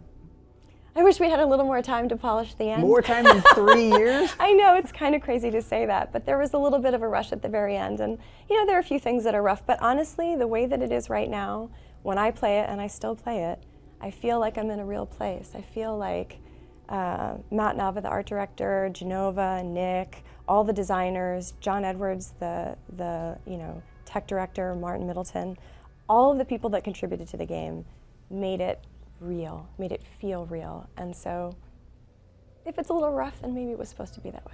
I didn't think it was particularly rough at the end, but what would you say were the biggest lessons that you learned while you were making the game? That teamwork is really important, that having an open dialogue about what you think the game really feels like is important. We play tested the game pretty religiously and had a lot of long discussions about the results of those play tests, and I think that was the fire that kind of honed Journey down and turned it into the diamond that it is. Did you have people come in when they were playtesting just go like, what is this game? Absolutely. I don't understand this at all. There were many times when people came in and started playing and you'd see them kind of like during the cutscenes check their phone and stuff. Like, oh no, we're never going to make it. But in the end we did, and I think that was really important. Hey, you're wearing a Journey scarf. Too, I am, that's that I'm right. coveting right now. Now I understand this is a homemade custom scarf. It's true, I made it myself. I actually made one for each member of the team for Christmas last year. So somehow that seems fitting of what would happen at that game company. What would you say the team has learned about the way that people have been playing the game? It's kind of hard to talk about without getting a little bit emotional. When I first started working on Journey, one of the things I dreamed of was that people would have a real connection. And very shortly after the game came out, a Tumblr went up called Journey Stories, where people write about people they've played with. And some of the stories that you read are just so moving, Stories about people getting all the way to the end with one person and then losing them in the last moments, or searching and searching to find a partner and then finally finding someone who will go at their pace, or playing through totally alone and then realizing that there's this whole other game to play when they play with someone else. Reading through those stories was just like the pinnacle for me. And I think for a lot of the developers on the team, realizing that players really were experiencing the game differently each time they played it because of the people they were playing with, that there was really something there that you can tell. That's just like, it was really all we wanted to achieve, and to have had that happen was kind of stunning. It was a little bit of a surprise, a pleasant surprise, and I think really humbling. We're going to take a question from Twitter. Jackson A. Tucker asks, when making a game as emotional as Journey, what was the biggest creative roadblock faced in order to keep your vision? I think really it's the pressure, the feeling that you need to make decisions really quickly, the drive to push hard and just keep focusing on the game. Some of the best decisions that we made happened after we took a break, after we, had a little bit of a time to just jam on something else. We'd have a problem, we'd get stuck on it. And John was actually really great about kind of calling that and saying, I think we're a little bit over-focused right now. Let's take a week and work on some other aspect of the game and fix it up. And then when we come back, we'll see it differently. I think that was one of the biggest roadblocks, is just the pressure to make decisions quickly. Gotcha. Now, when you were making the game, is the game that we're playing now the game that you guys wanted to make? Was that, or did it sort of become this and you said, okay, yes? I think it's the game we wanted to make. There's a sketch that I had over my desk from about 9 months into development, after we had a big meeting where we talked through the whole narrative and how we wanted the game to flow. And the game is pretty much that sketch. The process of working from the feeling means that you're always pushing towards the feeling. It isn't about specific aspects of the design, it's about that curve of experience. And we were able to hit that, and I think that was really great. It did take longer than we expected, but it was worth it. Cool. Well, regardless of what you felt about the game when you played it, if it blew you away, if it confused you, if you played it in 40 minutes or 3 hours, it's undeniable that Journey's had a giant effect on gamers everywhere this year. And Robin, thank you so much for joining us. Thank you so much for having me. And congratulations again. Thank you. And we have one more nominee coming up for our IGN 2012 Game of the Year. So we're going to go back to Damon and Naomi. Thanks a lot, Casey. Of course, Damon is armed and ready with our fan reactions from Twitter. You know it, Naomi. Now, Nicole Tanner, whose name sounds vaguely familiar, says, Journey was the most beautiful, emotional game I've ever played. Green Spartan says Journey is Game of the Year because this Dr. Seuss quote fits it perfectly. Don't cry because it's over. Smile because it happened. Aw, so I sweet. just got chills. That was Yeah. really nice. And Breersy Tweets says, my Game of the Year would have to be Journey. Such a unique, thought-provoking game wrapped up in a beautiful 4 to 6 hour package. Can I pick 2 Game of the Years? Yeah, sure, go ahead. Yay. I know it's hard to Okay. narrow it down. Game of the Year always brings us a lot of discussion, so remember to tweet us your thoughts at IGN with the hashtag IGNGOTY. Okay, it's been a long and emotional road, but we're finally down to our last Game of the Year nominee. This game introduced us to a brand new world filled with political intrigue, magical powers, and a real cool atmosphere. And whale oil. You forgot whale oil. Of course. Congrats to our final nominee for 2012's Game of the Year, Dishonored. IGN's Cam Shea said that the open-ended gameplay, memorable world, and incredible aesthetics make Dishonored a joy to play. We now welcome Arcane Studios' Harvey Smith. Send us a question for Harvey for a chance to win a limited Boil Party mask. Just tweet at IGN right now with the hashtag IGNGOTY. Let's get to it.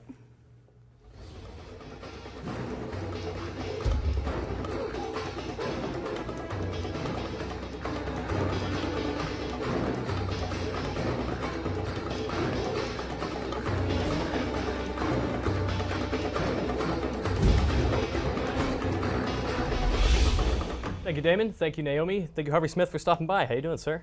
I'm doing very well. Thank you for having us. I'm here today representing Arcane in Lyon, France, and Austin, Texas. And my co-creative director, Rafael Colantonio, couldn't be here today, but sends his regards. Good. Glad. Thanks. So we just saw 9 amazing games. Dishonored, the last that we were revealing for IGN's Game of the Year. Yeah, I have to follow Robin Hunicke, one of my heroes. Journey's one of my games of the year, so this is intense pressure. All right, so we're going to put you on the spot. What makes Dishonored the Game of the Year? Well, first of all, we're floored by the reaction, the sales, the critical response. We're very happy with the way players have engaged. Raph and I, through the whole project, that was our focus as a player experience. But to answer your question, I think if you take this sort of matrix that's created by providing all these multiple pathways through the world, you can play the game and only see like 30% of the content or something. You can go over the rooftop, through the window, around the back door, you swim through the river. You can choose different powers. You can't have all the powers in one playthrough. You can take different moral approaches. You can play with combat or stealth. By the time you finish going down a city block even, and you play at your own pace, and you all these variables, like all this variability means that your experience by the end of that street is different than mine. And there's something special about that, because most games are more or less room hallway, and they're much more linear. And so that was our goal from day one, is to create that sort of matrix of possibility that you find your own way through. So how do you make sure that my experience and Damon's experience and Naomi's experience is both different and equally enjoyable? Yeah, that was the hardest thing on the project, was balancing all of that. We always try to make at Arcane, we always try to make the world larger than the game. So we overload you with possibility, but then the tricky part is making sure that the player who plays like Darth Maul, they show up at the front door, blast it in, and chop everybody's heads off.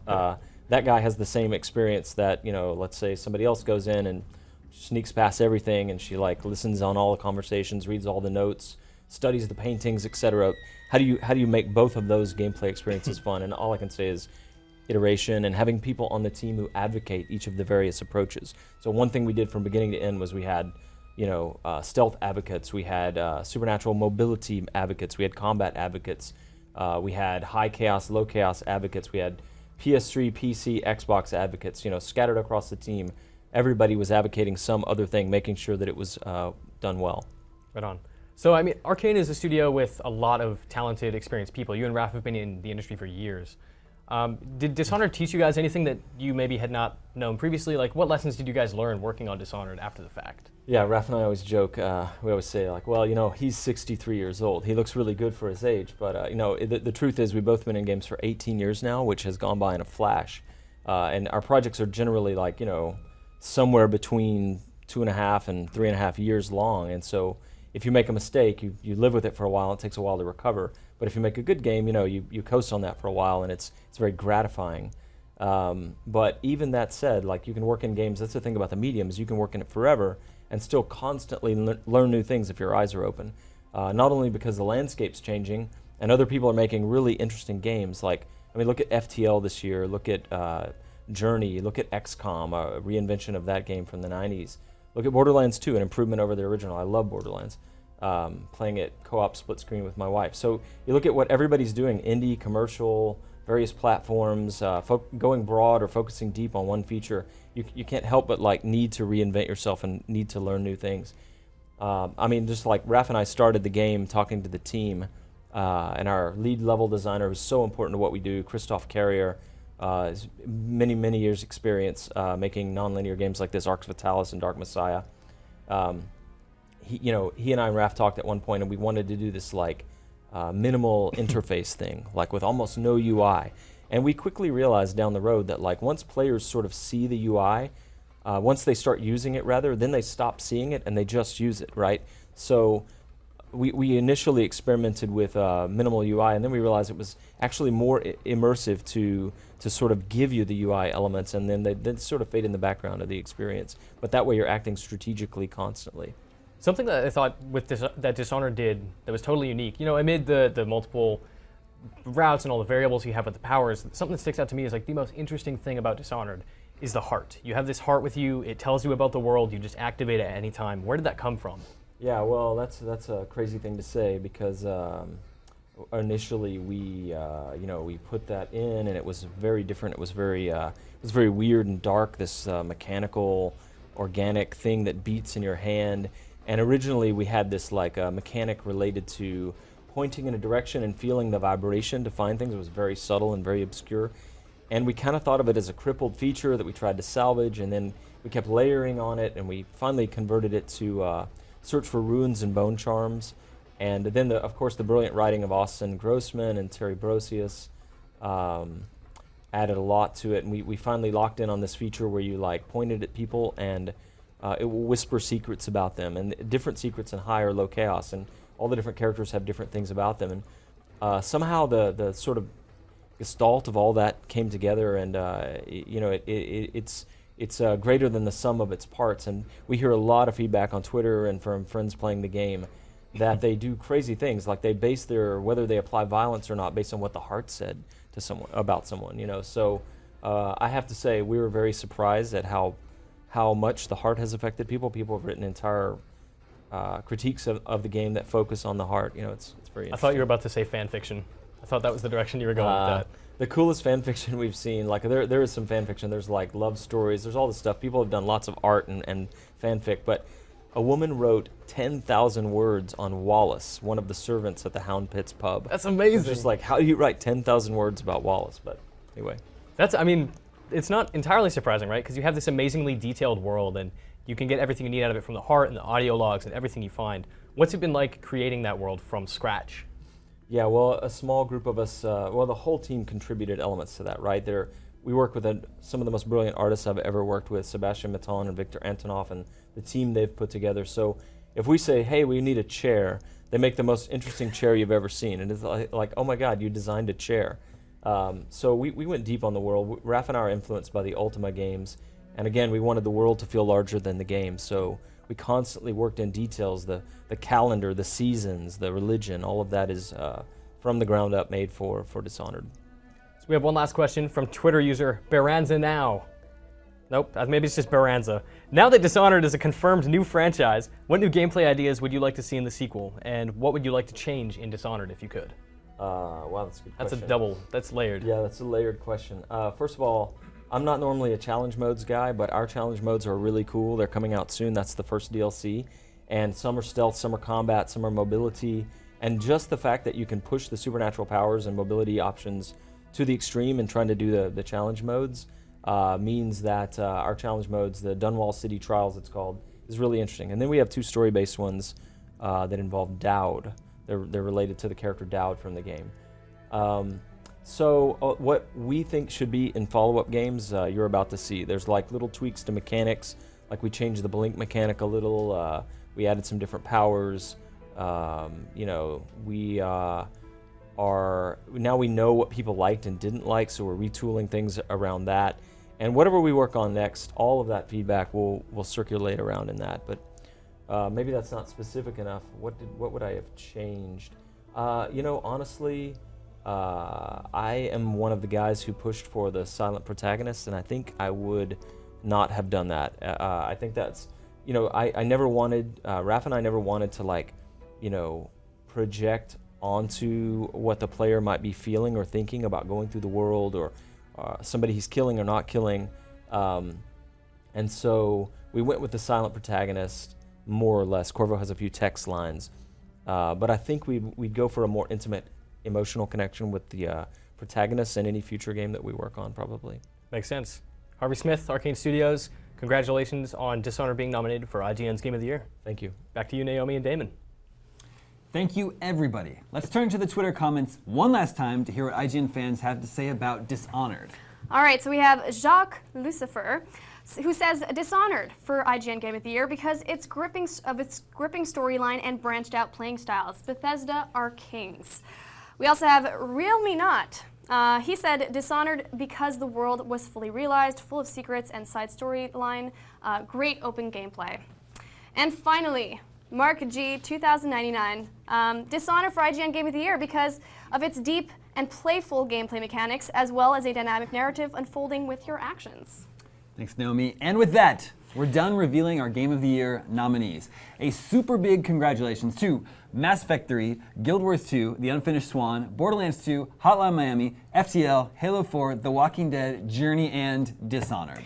And a super big thank you to all the guests who were able to make it to the show today, and to everyone at IGN who made this show possible. Of course, this is not the end. Our platform-specific awards will go up on December 19th, and our final decision for Game of the Year will be revealed on December 21st. And I'm sure there's a lot to say about our nominations, so let us know by tweeting at IGN with the hashtag IGNGOTY. Or visit IGN.com/peoples-choice-2012 to vote on the People's Choice Award.